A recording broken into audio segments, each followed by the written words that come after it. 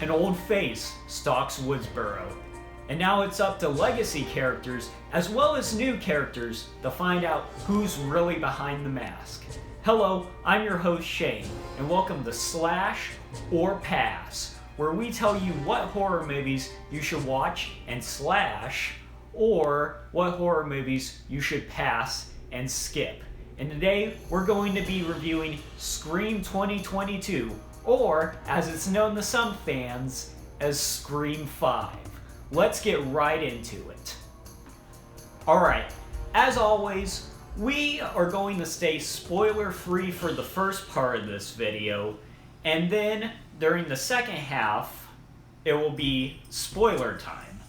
And between that, especially for this movie, there will be a section where I say things that other reviews that are spoiler free have said that I kind of consider light spoilers, so I will warn you before we get to that point. So if you want to go in completely blind, you can. But for right now, we're going to go into things I don't really consider to be spoilers. These are things you sort of expect, especially for the franchise that they're in. And for this franchise, obviously, with it being a Scream movie, things are meta. They are just as meta as they always have been.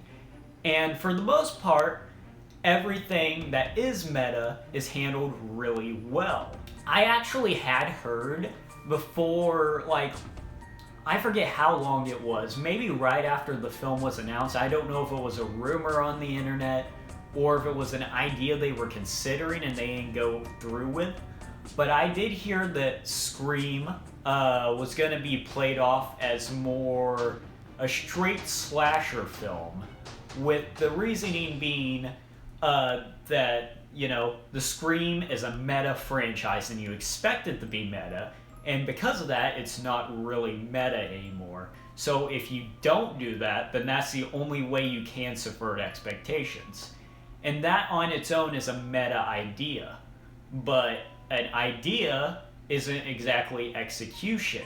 So if they did that, you know, obviously it wouldn't have been meta. It wouldn't have felt self-aware, even if the idea behind it kind of was. But they didn't do that, and I'm so glad. It was so good, you know, to see horror movies and just modern cinema being critiqued like it always has in the Scream series. Now, the film itself, I am going to say, if it's a slash or if it's a pass, is going to determine on who's watching it. And I really want to say why, but I can't right now because it's a total spoiler. But let's just say it has to do with the ending. And the ending is going to be make or break for some people. Because here's the thing, all of the meta commentary all throughout the film was handled perfectly, but when it got to one bit of meta commentary at the end, I think the idea was fine, but they didn't stick the landing as well as I thought they would. Like, they were doing so well up until the end, and then it gets a little dicey with what they were trying to say. And depending on the person, it's going to really make or break the experience. The legacy cast was awesome as always. And if you wanted to see these big characters back on the screen, you know, Gale Weathers, Sidney Prescott, Dewey Riley, you're going to get it here, and it's going to be handled pretty well. I feel like there's not going to be a lot of people who are going to be angry at how they were handled. But to talk further about this, I'm about to get into detail that's going to be semi-spoilerly, but not very spoilerly. But if I might not be as vague as I could be. And so here's your warning. If you want to go in completely blind, I don't consider this a spoiler. Here it is. This is not a hard spoiler, but some people might consider it a spoiler.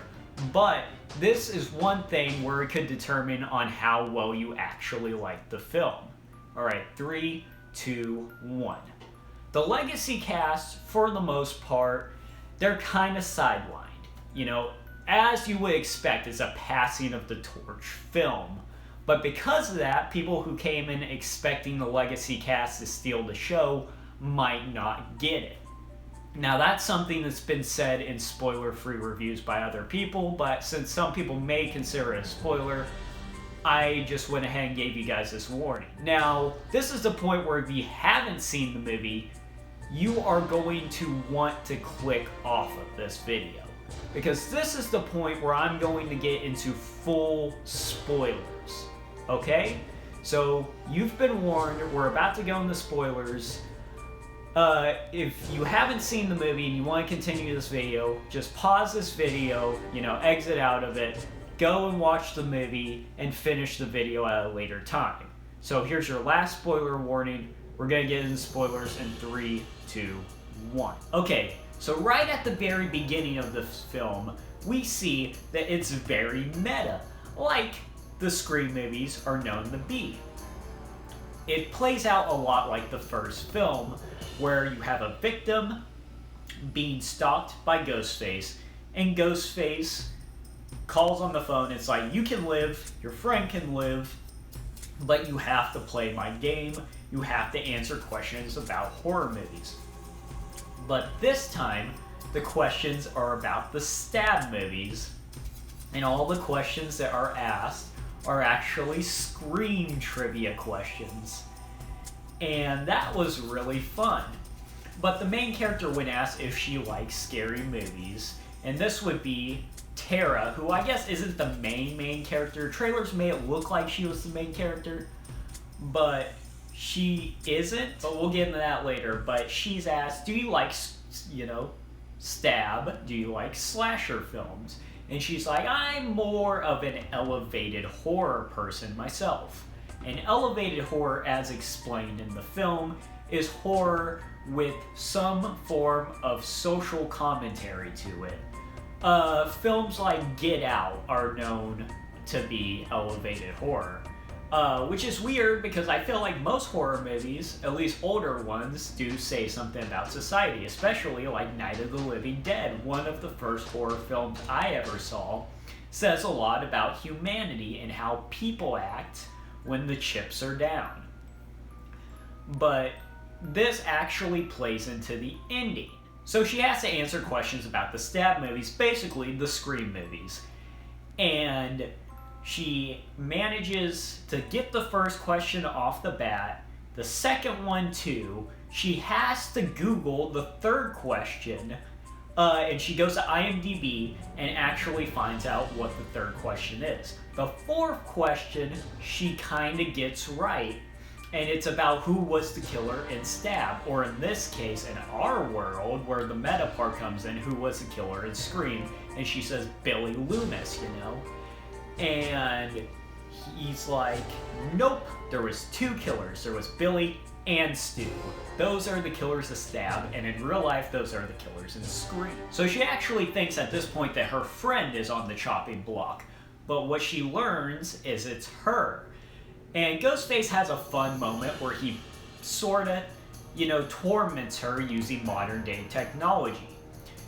Ever since the original Scream film, mobile phones, stuff like that, Ghostface has been very tech savvy, and in this time, she's trying to lock her doors with her online security system, and Ghostface keeps locking it and unlocking it. And he's finally like, hey, did I get in your house before or after you started messing with the security system?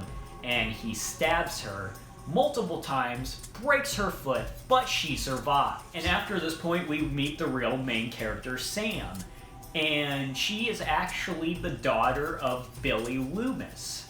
And she has this weird thing, which I liked, where it was her hallucinating and seeing Billy Loomis. Basically, think Batman Arkham Knight. If you've played Batman Arkham Knight and in that game, the Joker's dead, but Batman sees him throughout the games throughout hallucinations, and basically, Joker interacts with the Batman that way. It's the same thing here. Our main character, she's getting interacted with by her hallucinations of Billy Loomis. because she's been carrying this dark secret. She found out when she was a kid, and she left when she was 18, and she abandoned her sister and her friends. Now, this movie has good commentary about what it actually is. There's a point where a character explains the concept of the reboot sequel. Something like Halloween 2018, where they have the first film and they ignore all the other films. And the killer's motivation, or part of the killer's motivation, is that they did not like the last Stab movie, and they want to make it better. They want to make a better version of it. A lot of people were disappointed that this film was just called Scream and not Scream 5. This film actually gets that. They have a part in it where one of the main characters is watching a YouTube video where it's a review of Stab 8, just called Stab, and they're like, why didn't you just call it Stab 8? We all know that's what it is, you're not fooling anybody. Which was very funny commentary on this film. And, you know, that's something I really appreciate. I appreciated all the nods to horror all throughout. There's a part in it that references Psycho, and you see a shot of the showerhead, the same shot from Psycho recreated, and it actually plays on your expectations of this character getting killed in the shower, but he doesn't. He gets killed later on. And that was done really fun. Now let me get into some legacy characters dying. Judy, Officer Judy from Scream 4 shows up again. She's actually the sheriff now, and she gets killed in this film, which I feel like a lot of people may not really care about. It kind of bummed me out because I actually like Scream 4. It's actually my favorite out of the Scream sequels. But what a lot of people might not like is Dewey Riley dies in the film, which I get why they did it. It still bums me out a little bit. And like I said, the legacy cast is handled very well for the most part, but they're kind of sidelined because, you know, it is a passing of the torch film. You have to do that. But the funny thing is, you know, there wasn't really a lot of commentary about the passing of the torch, which is weird because in Scream 4 they set it up like a passing of the torch film, and then at the end you find out it's not. And that was such better commentary on the passing of the torch movie. Obviously, they couldn't do that same thing again because you actually, in order for this franchise to have longevity, you have to pass the torch. Another thing I liked was during the YouTube scene with the review of Scream 8, one of the main characters is watching the trailer for Scream 8, and they're reviewing the trailer, and they say, oh, people didn't like this, you know, no legacy characters, no connections to the old film. Which was funny, because that almost seemed like a shot at the Scream TV series.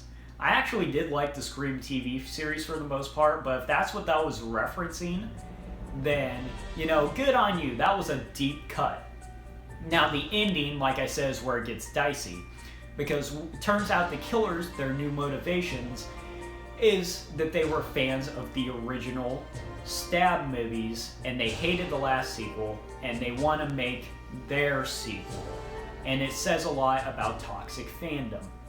And it gets a little dicey because I feel like that's fine to mention. I feel like for you to bring up fans of media that are toxic, you also have to express that a lot of fans aren't toxic, and they just didn't do that. And it almost made it seem like they were saying, you know, fuck you to the fans, which I don't think was the intention.